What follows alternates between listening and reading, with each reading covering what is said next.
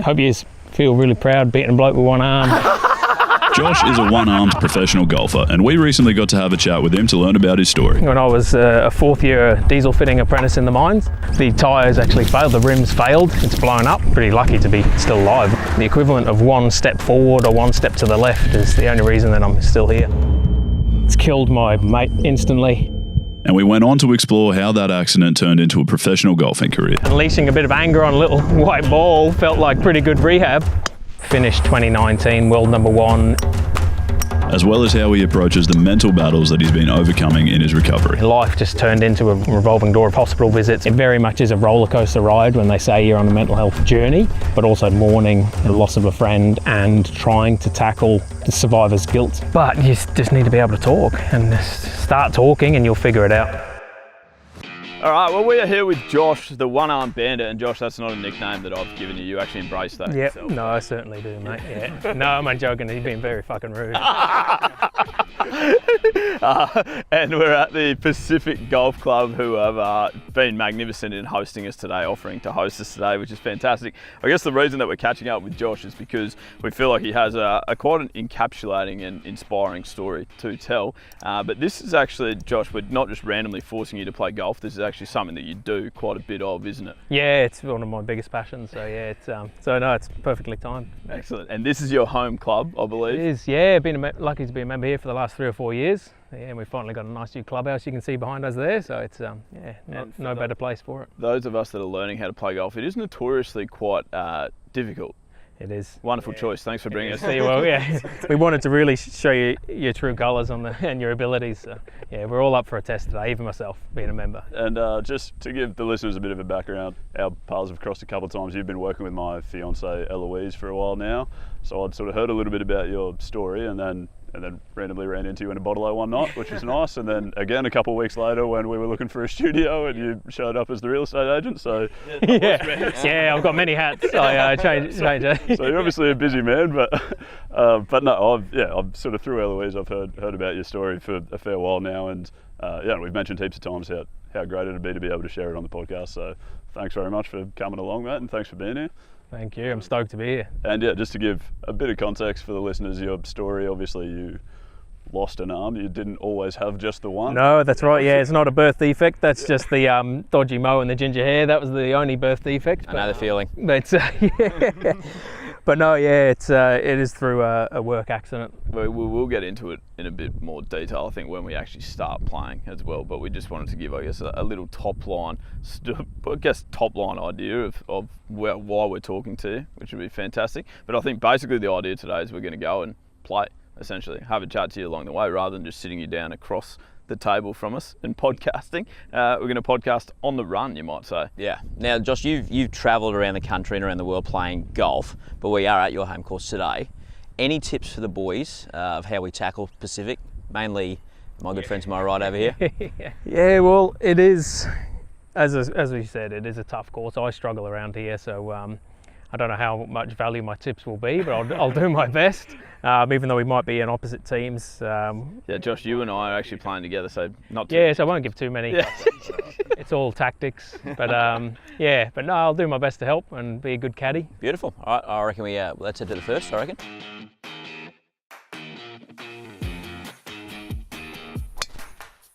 Josh, serious question. Do you find it's easier to get your grip right? It's been a work in progress. Yeah, right. You'd be surprised. You'd think having one hand on the club, it'd be quite easy to put it in the same spot every time and not having another hand in the way.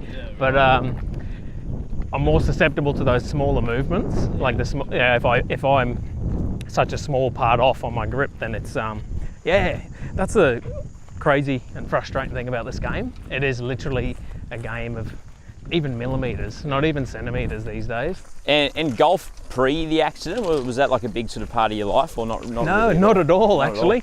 Probably like most young men, I'd imagine. You go to the driving range with a few beers with the lads. Yeah. Never owned my own set of clubs, and just by chance decided to join my brother on the course one day. Yeah. And it was right when I was sort of in the real anger phase of my recovery. So unleashing a bit of anger on a little white ball felt like pretty good rehab and therapy. Yeah. And then made connection and went, oh, Okay. this is doable. Yeah. Which it was just like that sort of Yeah. light bulb moment. Yeah. I grew up playing football or soccer and rugby union, and I thought, well, I'm likely to hurt myself even more if I Yeah. go back to that stuff. So Yeah. yeah, so it's I can see myself playing this till the day I kick the tin. Yeah, which nice. is pretty cool. And so if you got into golf as a former rehab from after the accident, mate, can you tell us a bit more about the accident? Yeah, certainly. How that sort of came about? Yeah, so that would take us back to 2015 when I was a fourth year diesel fitting apprentice in the mines in central Queensland. And one night shift I was working with one of my senior tradesmen. We were changing the tyres on one of the 777 water cart trucks, one of the big Caterpillar trucks. And early hours of the morning, the last piece of the job, just doing the final tension on the wheel nuts, the tyres actually failed, the rims failed, it's blown up. It's killed my mate instantly, and then it's blown me up across the workshop floor, some 35 foot, blown all of my clothes off me, and one of the large steel pieces of the rim struck me on my arm, split my arm open from my shoulder down to the middle of my hand and snapped all the bones in half. So it's it was quite an extensive bit of damage. Yeah, pretty lucky to be still alive, really. I was only a couple of metres away from my mate when he was killed instantly. So we've worked out it was about the equivalent of one step forward or one step to the left is the only reason that I'm still here. Based on what hit me here, if it would have hit me through here, it would have been game over. So very fortunate, which I've got to remind myself quite often. Bit of a devastating end to what was going to hopefully be a long career in the mines as a diesel fitter.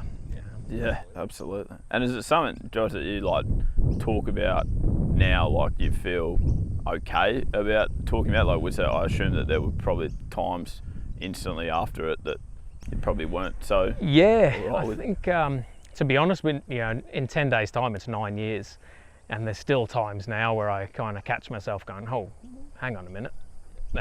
Elements that I thought I'd addressed, and then you talk about it and you go, "Hang on, actually I hadn't. I put that in a box. Never talked about it." And then now, I talk about it a lot more, and that's when I'm starting to unlocking these boxes and going, "Oh crap, I've still got a bit of therapy to have here to overcome these things." The good thing is, I'm so happy to do that and comfortable. I love doing it. It's almost like you're finding new things out, and it's like a bit of an adventure. Instead of what I used to do was just run away and hide from those feelings and thoughts. Now I'm happy to face them front on and head on, which is probably one of the best things about it. Yeah, I'm trying to be the best person I can for my family and everyone else, and I couldn't when I was running away from those problems and not talking about them and confronting them. How long did they give you to come to terms with the fact that like you're going to lose your arm here? Like, was Yeah. that sort of like instantly? It's I think all the doctors knew straight away. I think one of the main surgeons was actually saying we just need to amputate right away, and they would have amputated probably at the height of the sleeve. That was where the first compound fracture was. Then I've heard there was a few that were saying no, let's see if we can give him the choice. I took almost 3 weeks to make that choice. So I was in intensive care for nearly 2 weeks, in surgery every 2 to 3 days because the muscle and tissue kept dying. So they would go and cut it out and all the infection. And then when I could kind of understand what was going on, because I was in and out of a state of understanding what was going on, and then I'd wake up not knowing what was going on. And that was probably partly the infection, but also the medication. And then, the 6th of March is when we went in for the amputation. So a day short of 3 weeks, I think it was. So it's, and I think a big reason of that was because I didn't want to give up the hope of carrying on my trade as a diesel fitter. I knew as soon as I amputated, that was over. It's a very hard job to do with two hands, a lot of heavy lifting, a lot of fine motor skills required, and not a hope in hell of doing it with, and everything else, not just my job, day-to-day life. I loved riding my motorbikes, I love fishing. I'm just a big outdoor enthusiast, so it's, I knew it was going to change everything. So that was, I think, a big deciding factor of what took me so long. And I'm glad I took the time because it helped come to terms with it. I try to think about, imagine waking up and my arm was gone after that first surgery, how that would have been. It's quite a strange thing. At least the decision would have been made for me. Could have saved myself 3 weeks in hospital maybe. But But it's all, I live by that thing now of everything happens for a reason, and I got that choice and that time to adjust, which I'm happy about. Yeah. Got pretty deep for the first hole there. Bloody hell. First shot. Second shot. Have you played this course before, Gingus? Once or twice. All right, boys. Here's a free lesson. Get in there. Never missing. Josh, are you at like a level now where you make sort of like jokes? Like, do you make jokes at your own expense kind of thing? How? Ever since I woke up in the hospital, I reckon I have. I think it's one of the main reasons that gets you through it. Yeah. You got to, if you can't take the piss out of yourself and just laugh at everything, because it's be a fucking boring life. Shit happens. Yeah, and you need to have that element where you can just laugh at it and move on. Yeah. So I love it. It's the biggest thing that's got me through it. It's good because we're just all out here having a bit of harmless fun, aren't we? Yeah, that's right. Yeah. Oh, Christ. That is good. No, that's good. That's good. I was trying to get a green light to make sure that was all right to use. Oh, that's Just checking. I was just checking for a green light. I was like, if it's yellow. Even that was yellow. That was certainly I amber. interpreted it green. Oh, shit, that's good. And like after you made the decision, with the amputation, the rehab process, like how was that? Like obviously some challenging times during that as well. Most certainly. It's not like they write, a manual for any of these sorts of things. So physically, that was the first challenge initially, really, because nearly 2 months in hospital, lost, I think it was about 18 kilos. Strength-wise, everything about me, my immune system had been absolutely smashed with all medication and the amount of surgeries. And so it was very much like a ground up rebuild. For half of that time in hospital, I wasn't walking. I was stuck in a bed on my back. So just everything wasted away. So we started from, real much, and I was probably in the best shape of my life right before it. So it was a complete 180. Spent months and months in a sort of rehab unit up in Karoi, amazing teams there, and then slowly transitioned when we starting to get a bit more mobile and just doing my own things and starting getting out a lot more, trying to get back some normality, because that was the biggest thing. Life just turned into a revolving door of hospital visits, medical appointments, and all this stuff. Which at 22 years old, who wants to be doing that? So it's quite it was like I felt like a stranger in my own life, really, in my own body. So trying to get back to some sort of level of normality was my main focus. Josh, that took like 2 years. Was there even like little things like throughout that process of like rehabbing and stuff? Like, it sounds stupid, but I'm thinking of little things that I guess we would probably just take for granted, like brushing your teeth and stuff like that, and like the things that were there processes to like literally eat all of those things. Yeah, so you've hit the nail on the head there. There's like, it is all the small things. All of a sudden, tying your shoelaces, cutting up your meals, you want to go out for a steak or something like that. Cooking or washing up the dishes, just every little thing, all of a sudden it's like, hang on, you just have to think quickly, just trying to adapt. So it's constant, which I suppose kept my mind occupied, because I was always trying to come up with ideas and ways to overcome these obstacles. And being a mechanic and very sort of problem-solving attitude, kind of just tried to look at it as a challenge to try and make it so it was like, all right, fun. How are we going to, instead of, shit, I've got to do this, making it like a chore, just trying to flip it on its head. Easier said than done a lot of the time, because at the same time I'm going through that, having to adapt to a huge physical change in my life, but also mourning the loss of a friend and trying to tackle what they term the survivor's guilt aspect of that. Surviving the fact an accident where a friend was killed, that was the hardest thing mentally. And they're both happening at the same time. So it's like you're having your own little tug of war of trying to get on with things. But then I felt like I was always taking a few steps back. It's it was a strange one. Like I said, no manual, so you're just learning it on the run. Yeah. And it took a lot longer than it should have, because I reckon I just did the typical bloke thing and kept everything bottled up and didn't seek the right help and talk to people like I should have early enough, really. That's probably the main thing. Now they can't get me to shut up. Yeah, right. So what was, because obviously there was a massive process in terms of your physical recovery, but then you mentioned there's a fair bit to do on the mental side of things as well. What was the process like there, and how long did it take you to work out that you sort of needed to focus on that a bit as well? Yeah, so initially, funnily enough, I kind of had a bit of an insight from a lot of the medical staff at hospital, where you're going to have all these challenges and changes, and it's going to be tough mentally. When I got released from hospital, I was just actually on top of the world, because all of a sudden I had some freedom. Was at home around my family, instead of being cooped up in a hospital bed in a ward with 3 or 4 other people that were quite sick, so you never got a good night's sleep. So actually, to start off, I was on top of the world in that regards, and then it just came out of nowhere. And that's a really hard thing about mental health illness, or however you want to coin it. It's deteriorating mental health. And the fact that I was probably almost maybe embarrassed or too shy to ask for the help that I need. And when I started talking to people, I wasn't really probably sharing enough with them to be able to get the right help. I was probably holding a lot back initially. And an element of that was probably just because I didn't know how to. It's very hard to actually put it into words, the thoughts that are going on in your head and your feelings. Like, trying to actually put those into words back then was just really hard. So it took a long time, probably 3 or 4 different psychologists and psychiatrists to find one that I gelled with.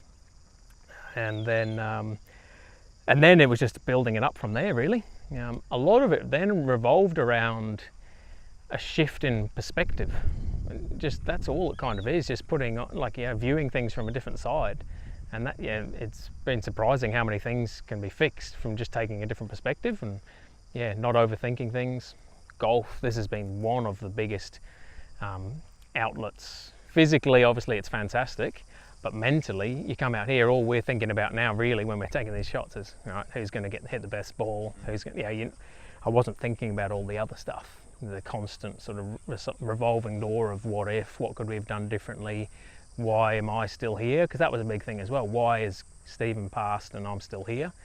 Come out here and all I want to do is hit this little white ball as hard as I can. And so that, coupled with the coping mechanisms from the psychologists, they all sort of gel together. It's quite a resilient building environment on the golf course. You hit a shit shot and you want to start throwing clubs and everything else and snapping. It's a character test, isn't it? Yeah, it is. Yeah. So it's I suppose the way to sum that up is, it's not one approach fixes it. It's a whole multitude of approaches. It very much is a roller coaster ride when they say you're on a mental health journey. You can have your best ever day followed by the day where there's just not one glimmer of sunlight, and that's the hard part. Just not knowing what was coming. So you just got to learn little things. Is there an element to it as well that I would assume that's not a very common occurrence? Not that it's ever very helpful when someone says like, "Oh yeah, I know what you're going through," but I would assume in that situation, it's like, there wouldn't be very many people in the world who do know what you're going through. No, you're right, and that is the element. In the early day, I encountered a few people that I just sort of, you can see, everyone came from a good position. They never had bad intents, but sometimes the things they said, you're just like, what are you on about? Like, I remember people saying, when I was still in hospital, "Oh, don't worry, mate, you won't have to work another day in your life." And they're just thinking about, getting a payout and all this. And I was like, what the fuck are you on about? Like, I want to work. I was working towards this career. It's not like I've won the lottery and I can choose to quit my job. And I just kind of look at those and go, wow, if you were in my boots here, you probably wouldn't be able to come out the other side in the same way with the positive attitude towards it, because they just see things for the wrong reason. A lot of people say things where they didn't mean it, but that's the way of delivering a message. But I think that's humans, we a lot of the time, just, we don't know what to say, and we try to say something to make someone feel comfortable or try and relate to them. I catch myself doing it. Some people have certain health problems going on, and I have to catch myself from going, "I know how you feel," to, instead of saying that, I'll be like, "Oh, I can't imagine how it feels, but I'm here for you," or anything on your chest. So we've got to be a bit more aware, but there are some times when I've said it many times actually, I've met more disabled people that have 2 arms, 2 legs, they've just got a bad attitude or bad mindset. And I say they're more disabled than me because their mindset and attitude is what's disabling. It's And that like you mentioned how a lot of people probably wouldn't be able to come out the other side of something like that, but like obviously you didn't get any preparation or sort of heads up that you were going to be going through that. Is that like you just particularly mentally tough, or was that just a massive learning curve? How did you go about dealing with that at the first? A bit of a blend of both. I definitely underestimated myself at the start. I do look back now and I'm pretty proud, and I don't want to say like blow smoke up my own ass, but I think I am just naturally resilient, you know. But at the time I didn't really think that. I just thought, right, shit, I've got to take this new challenge. Always was up for a challenge when things came along and you can, do them in different ways, whether it's a physical or mental challenge or just problem solving. I always liked to take the harder route when I was a younger lad. So I think there was an element, just naturally sort of a bit more resilient, tough, and good pain tolerance. That's for sure as well, because that in itself is. I still got a lot of pain now, but I just can shrug it off and go, oh well, it should hurt. Look what it's been through. 25 surgeries, bone up, all this. You go, oh well, it should hurt. That's fine. But so I think I had some good, and I think that came from my upbringing. My old man, he's a tough bastard, I reckon. I think every young lad's dad is the hardest man they know, the toughest man, they're sort of idol, and very much I have to put a lot of that down to him, just the upbringing. It's very much a resilient sort of upbringing. Josh, I was about to ask a question just then as you did that. I was like, that, you were talking about like learning things and how to do them again with one arm. What can you affectionately refer to that arm as now? The stump. Yeah. that stump, it can actually be quite useful helpful. still. Yeah. Like you're at the pub, you got a schooner, and you can still shake someone's hand, or you can be double parked. It's one of the main priorities when I had the last surgery, to put the angle in it. Yeah, okay. One thing I had to learn though actually was just not being too embarrassed to ask for help. A lot of the time, like I said earlier about this, I love, like we all do, go to the pub, get a steak lunch, and I just never used to want to have to ask for someone to cut it up. In the early days, I was just too shy and too embarrassed. Whereas now, like, go to the local, the chef will see me and he's like, oh, just let me know which one's yours. I'll cut, and slice it up. I'm like, my man. Yeah. Well, when you think about it, the amount of people that are doing stupid bloody no salad and can you do steak blue rare and all that, like the amount of things that people would ask for, surely they can cut it up a bit. Oh yeah, 100%. Yep, no, it is great, and that's the other side of it as well. I just whether or not I was a combination of embarrassed, but also didn't want to put people out. I'm like, it's not. Yeah, you're right. It's not putting them out. No, that'd be worse. Ask Cody about his favourite coffee order when people in front of him order. So, can I just get a piccolo, please? Can I get a half strength extra hot something? It's like just a bit quicker. Come on, just a bit quicker. Oh, right. Let's whack a few. Oh yeah, it's pretty right. That was an I'm scared of the water if I've ever seen it. Does anyone hit provisionals in Ambrose? Get footage of that, please. Wrong hole, mate. We're just over here. Oh. And Josh, with the golf side of things, you said you sort of started, only after the accident. When did you sort of start getting into it, I guess, more competitively? Like when did that sort of kick been off? Around about sort of 2017. Yeah. I think sometime in 2016, I discovered that there was the Queensland amputee golf, and then obviously the Australian amputee golf scene. And then I think it was the end of 17, early 18 when they started playing like the all abilities division. Yeah. So combining a lot more, so not just amputees, but all disability categories. We play with the autistic lads, we play with wheelchair people, play with a few that have stood on a Lego when they're 5 years old and still have the effects now. It's just really trying stuff, but they are they're good lads, and it's just such a good community side of it, except for me, I'm just an asshole that comes and takes the piss out of everyone there. Probably won't get invited to another round now, but hey, it was a short-lived career. Yeah. 2 from 2.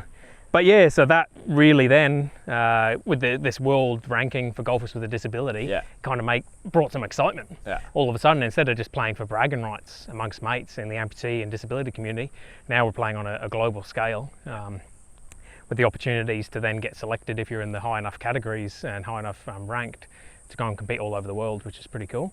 I've not in those categories and far from it these days. You know, a few years back I was making some good movements. Finished 2019 world number 1 in the Stableford category, which is handicap from 18 and over. And then after that I got down to 12, where I was inside the top 100 in the world. Then just, sort of fallen out of that sort of ranking and running system now.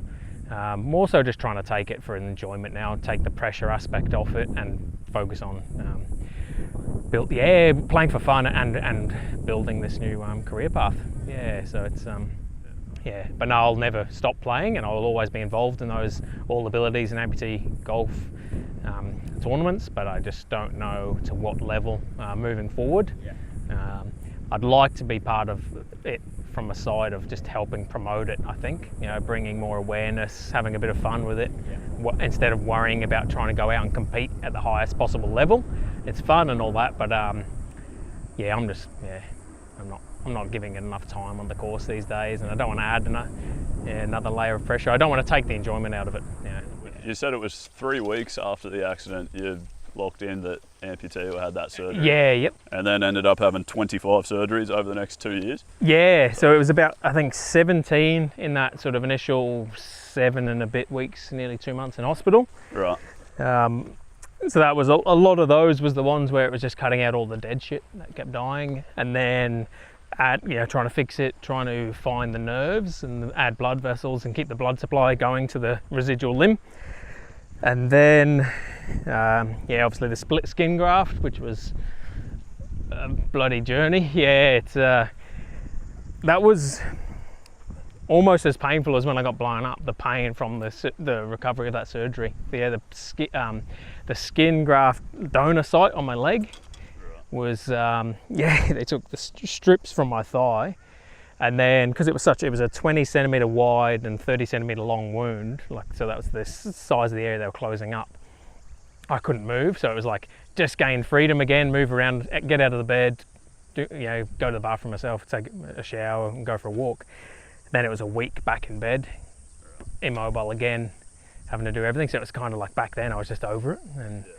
But that surgery was pretty painful, but it's so critical that it took. Otherwise, if a skin graft that big, if it failed, it would have been up shit creek going for another one. And then afterwards, a few more surgeries regarding like skin flaps, just trying to improve comfort. And then the big one was a tricep tendon transfer. So my bicep was destroyed. It copped the brunt of the blast. Then also the time without blood supply to the muscles when they were taking me to hospital from the site meant most of the tissue in the arm had died, and then the rest of it calcified in that sort of 18-month recovery period. So it meant most of the soft tissue turned to bone. So they went in, cut out that excess bone, took out the pins and plates, and then they took the tricep tendon and switched it around. So that's why my arm now is in the stubby holding position from the tricep tendon. So that small movement is actually tricep. Lifting it up instead of extending. Wow. So they did that because it was stuck straight, and I wanted it to prosthetic, so it was better if the prosthetic was out in front, because it was no use down there. So that surgery, I think my surgeon thought I'd be in and out of hospital in 4 or 5 days. Spent another, I think it was 5 days in intensive care, and I think about another week in the recovery ward. I just bled so much on the operating table. And after that one, I think I had 1 or 2 more smaller skin flap surgeries just to improve comfort again.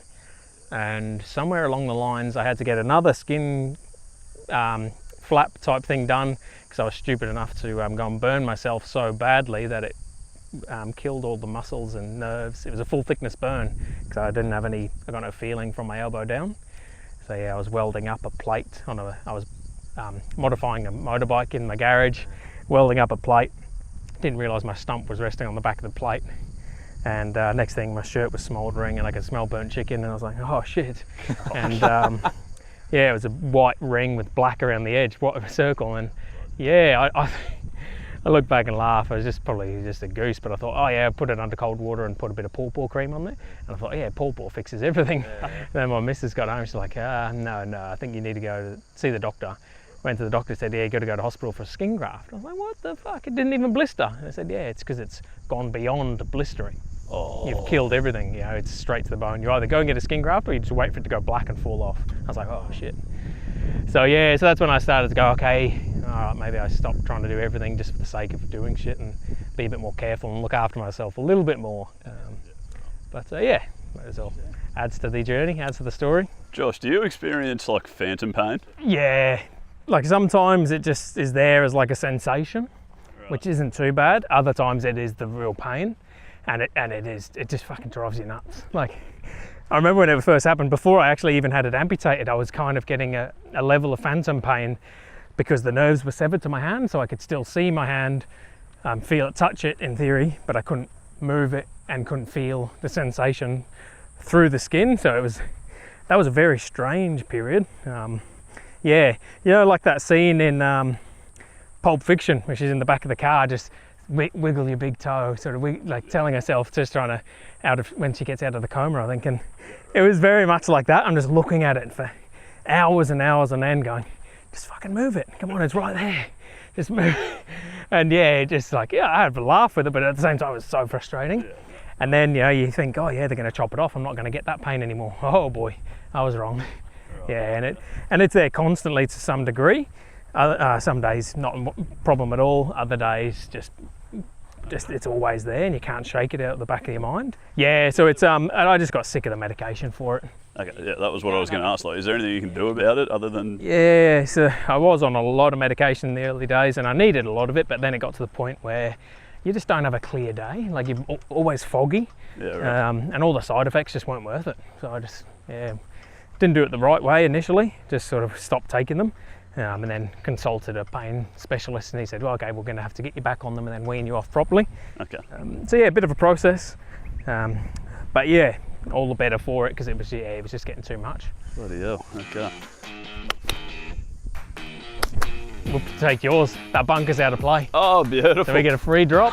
Oh, how crafty. That is the dream. Josh, just in terms of, I guess you said before that you're not getting to play as much golf as what you used to, and that's because of the work that you're now doing? Yeah, so it's been a thought for many years, but it just took so long for me to get ready to do it and to sort of set everything up. But in short, it's just going out to the mine sites initially, talking to the frontline workers there about the accident, about, you know, the series of events that led up to that night and the night itself, but then also the journey afterwards.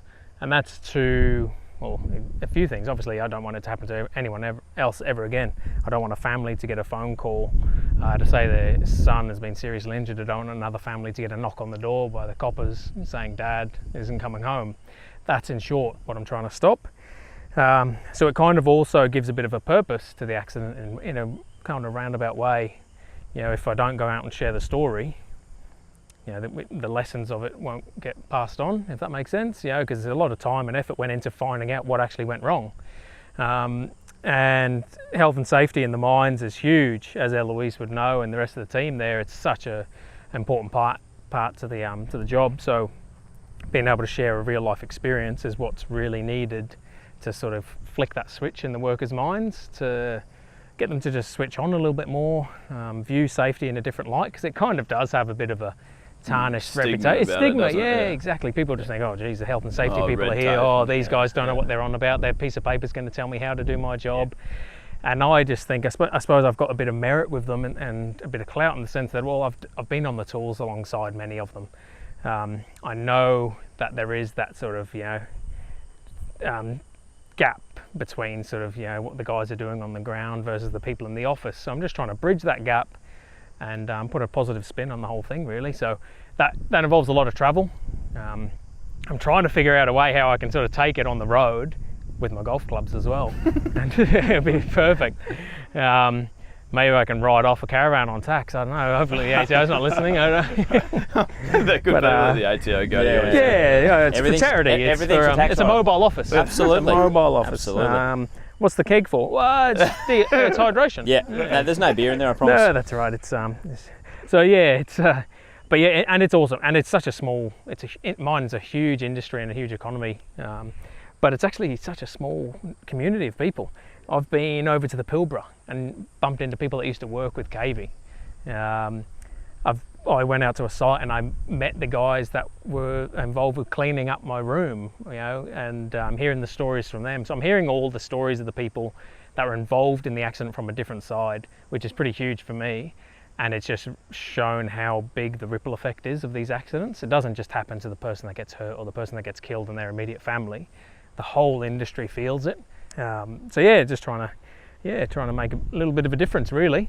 Josh, did you need like the closure of knowing what went wrong? Like, did you feel like that was something that you required? Yeah. I wasn't strong enough to confront it for a long time. I only looked into it last year, really. Heard little snippets here and there, and kind of understood on a small scale what had gone wrong. But only last year, after starting this journey of talking in front of the crews, I started reading through the death report again, the fatality report, and I found out so much more information that I didn't know about. It unlocked some pretty big wounds, really, because I realised certain things that just initially were quite frustrating. In theory, the accident probably could have been prevented. It shouldn't have happened, or definitely shouldn't have happened. And I've seen all these sort of red flags and holes in the Swiss cheese, they say, which, was tough. Last year was probably the hardest year mentally I've had in a long time because of that. Going out, opening those wounds again, and sort of and figuring out all these other sides to the story. But it's making me better for it, because I'm pretty comfortable to address it. Happy to talk about it, which is the good thing. Previously I wasn't. So. And what's next on the horizon in that space? So what do you sort of hope to do over the next sort of 12, 18, 24 months? Yep, we continue to focus on getting across as many of the work sites or the mines across Australia. It's a huge task. It's a number of mine sites, more than I ever realised. Just trying to get out and share the story to every single worker out in the workforce, but then also take it a little bit further than that as well. Go into corporate, start sharing it at conferences and in those environments, but also taking it outside that industry as well, because it's not just mining, construction. There's a lot of dangerous industries in Australia, so I'm still figuring out the exact path, which is kind of pretty fun, actually. The fact that it's not one set in stone path that I'm following. It's like, all right, let's see what doors open. So obviously that health and safety side of things is a pretty important conversation to be having with people working in mine sites, but do you also get into sort of the process of like dealing with your mental health stuff well and truly after the accident? Is that something that people sort of relate to and can learn a lot from as well when you're going and around talking to them? that's probably actually the biggest connecting point now, bigger than I realised after the first talk, and just sharing the vulnerabilities unexpectedly. I don't have a script when I go out there. I just, whatever comes to mind, I start talking about it. Sometimes that's not a good thing. I start talking about the strange things that I used to do, and what it felt like when you have to get a nurse to wipe your ass. And, but it's not bad when they got soft hands. Okay. It's but that's kind of keeps it interesting as well. But the mental health now, because one thing I've realised, you don't have to go through an accident like mine to suffer from the consequences of poor mental health. The industry of mining as well, fly in, fly out, you're away from your family and loved ones for so long, often in an isolated area, that in itself plays a huge part. So I just hope by just showing these strangers that I'm talking to, in theory they're all strangers, I just show them my vulnerabilities. I hope it just flicks that switch where they go, oh, hang on a minute, this bloke, he doesn't know us, but he's openly talking, sharing his battles. Why don't we do that? And I'm just trying to break through that stigma, really, because it is there's a lot more females in the industry now, so I hope that's going to cut through that blokeness and sort of toughness and don't need to talk about your feelings. Hopefully that helps cut through it.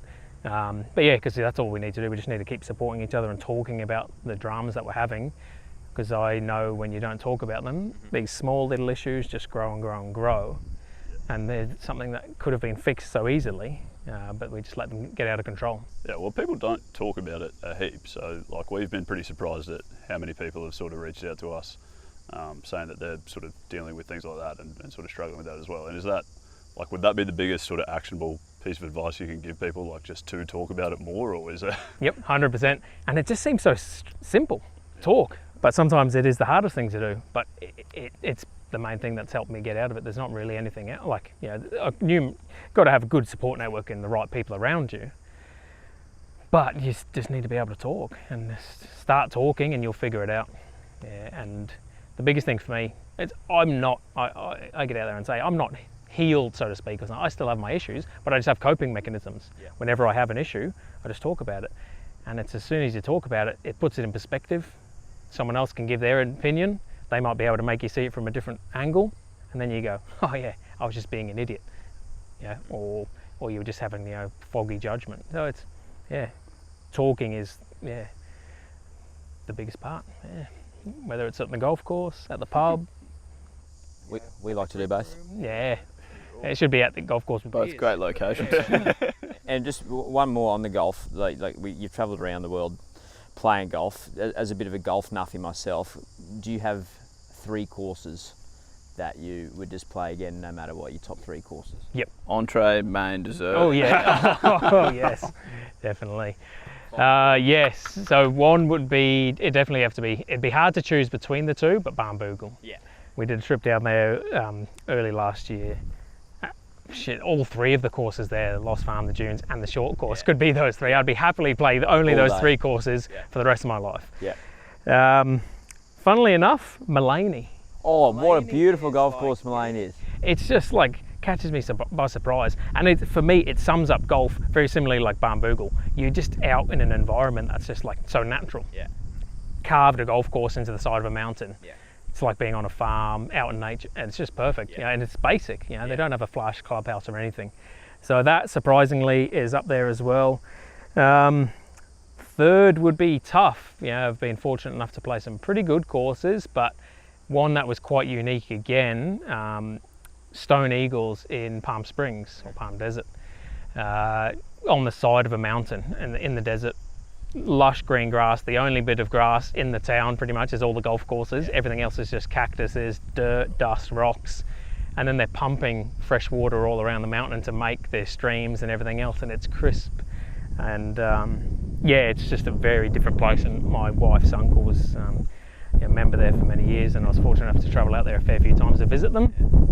And just absolutely magnificent. Well, we've got some ideas for our next golf trip, I reckon. Yeah, absolutely. I don't think my bunker game is good enough to play in the desert. But Let's get this show on the road. Holy Moses! I think it's 2 in the drink on this hole, but I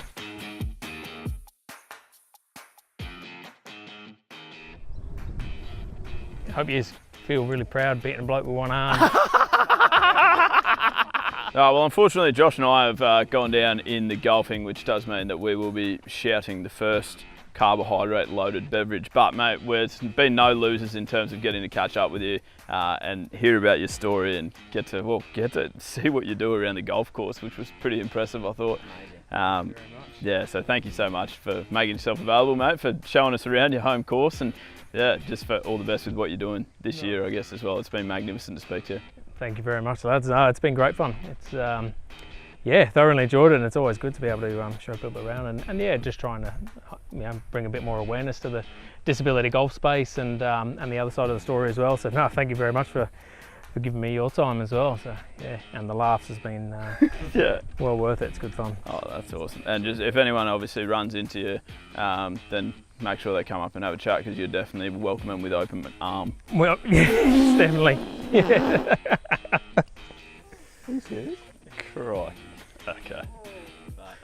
And Josh, is there anywhere people can follow along with you, mate, if they're interested in seeing more of you playing golf? Yeah, definitely. It's golf, I suppose. I won't divert them to my OnlyFans. I do something with a different ball on that one. Oh. No, I don't have one, honey, I swear. But I'd love to be able to show people a bit more of what I do with golf, but also in the safety and the speaking space, and they're more than welcome to jump on the Instagram page there. Josh OAB for Orange Apple Bananas.